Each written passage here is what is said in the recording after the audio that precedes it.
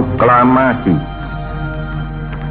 Kami, bangsa Indonesia, dengan ini menyatakan kemerdekaan Indonesia. Insinyur Soekarno merupakan Presiden pertama Republik Indonesia. Beliau merupakan sosok penting yang menjadi bagian dalam perjuangan kemerdekaan Indonesia. Di seluruh Indonesia, terutama Pidato-pidatonya yang sangat membara dan berapi-api berhasil menyulut semangat rakyat Indonesia untuk terus berjuang demi mencapai cita-cita sebagai negara yang merdeka dari penjajahan dan kolonialisme. Insinyur Soekarno yang mendukung dan membantu beliau dalam segala keputusan dan tindakan yang beliau ambil seperti Hos Cokro Aminoto, Kiai Haji Agus Salim, Kartosuwiryo, Sultan Syahrir, dan masih banyak tokoh lainnya. Beliau yang dikenal sangat tegas dan berkarisma berhasil mendapatkan mandat dari rakyat Indonesia untuk menjadi orang pertama yang memimpin republik ini, bersama dengan Muhammad Hatta sebagai wakilnya. Tak hanya di dalam negeri saja, di luar negeri pun beliau begitu dihormati dan disegani oleh banyak negara.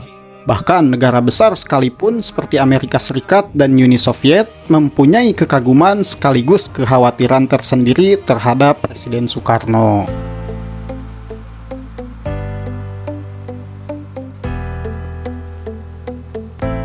Di kancah internasional, beliau dengan percaya diri memperkenalkan ideologi Pancasila dan dengan lantangnya menolak segala bentuk penjajahan.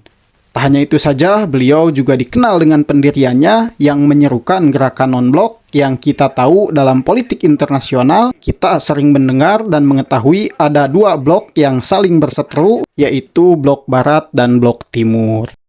Kedekatan Presiden Soekarno dengan para pemimpin global seperti John F. Kennedy sebagai Presiden Amerika Serikat dan Nikita Khrushchev sebagai pemimpin Uni Soviet sering terlihat, dan kedatangannya ke negara-negara tersebut selalu disambut meriah baik oleh para pejabat ataupun oleh rakyatnya. В июне 1961 года президент Сукарно приехал в Советский Союз, чтобы отметить свое 60-летие.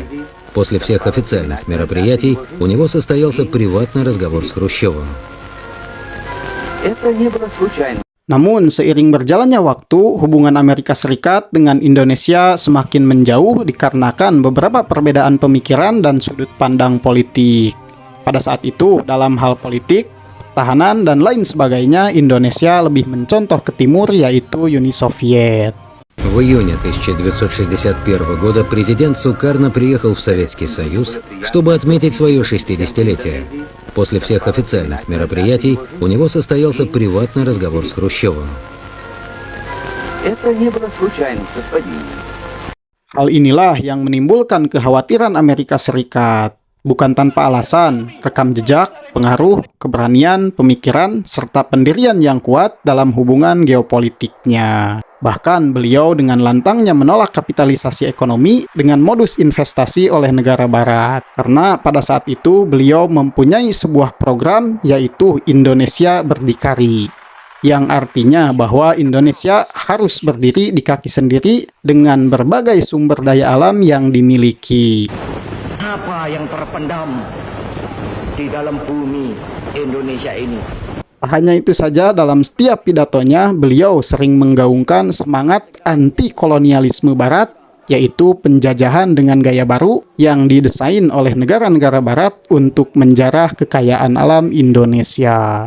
Karena dijajah oleh imperialis, kami, pemimpin besar revolusi Indonesia, dalam rangka politik konfrontasi terhadap proyek neokolonialis Malaysia yang nyata-nyata merupakan ancaman dan tantangan bagi revolusi Indonesia.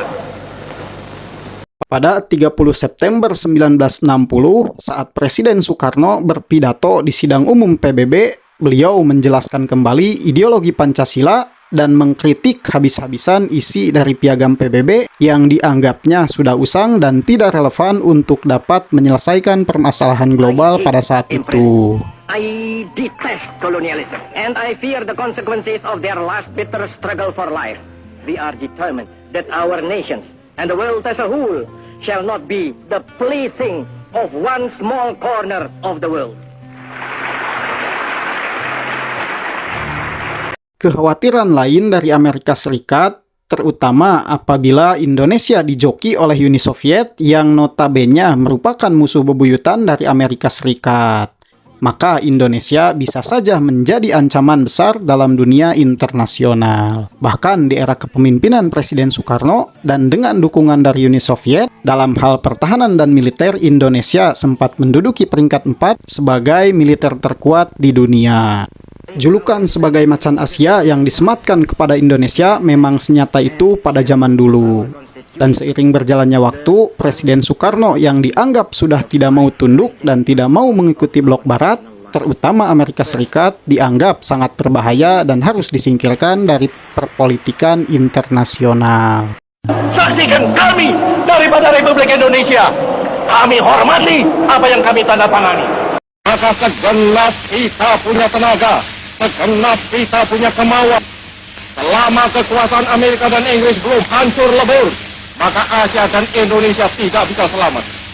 Karena itu, semboyan kita sekarang ini ialah hancurkan kekuasaan Amerika, hancurkan kekuasaan Inggris.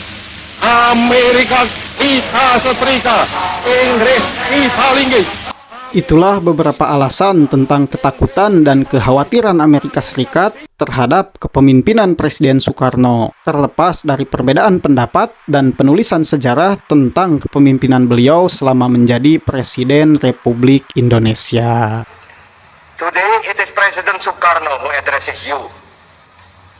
But more than that, though, it is a man, Sukarno, an Indonesian,